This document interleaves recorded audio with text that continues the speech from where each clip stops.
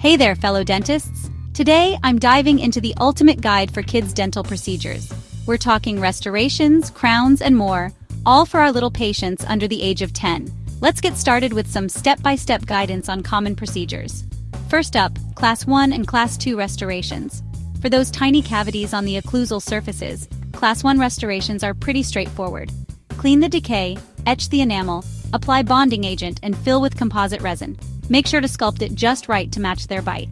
Now for Class 2 restorations, these involve the proximal surfaces, so it's a bit trickier.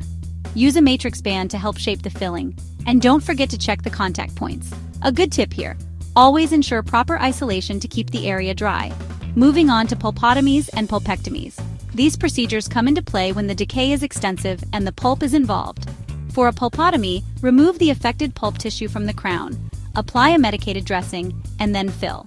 For a pulpectomy, you'll be removing all the pulp tissue from both the crown and the roots, followed by filling the canal with a resorbable material.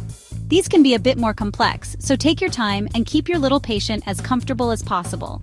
Let's not forget about preventive measures, sealants and fluoride varnishes.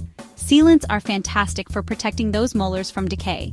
Clean the tooth, apply the sealant material, and cure it with light, easy and super effective.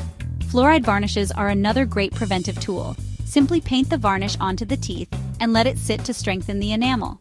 Now let's shift gears to the placement of preformed crowns. These are especially useful for teeth that are too damaged for a simple filling. Start by prepping the tooth, removing decay, and shaping it to fit the crown. Choose the right size, try it on, and once you're happy with the fit, cement it in place. It's crucial to make sure the crown fits snugly and doesn't interfere with the bite. Finally, let's address a common challenge: children with high anxiety or uncooperative behavior. Creating a calm and friendly environment can make a big difference. Use distraction techniques like storytelling or showing them a favorite cartoon. Positive reinforcement is key. Praise them for being brave and cooperative. And sometimes, a little bit of nitrous oxide can help ease their nerves. That's it for today's ultimate guide to kids' dental procedures. Remember, patience and a gentle touch make all the difference.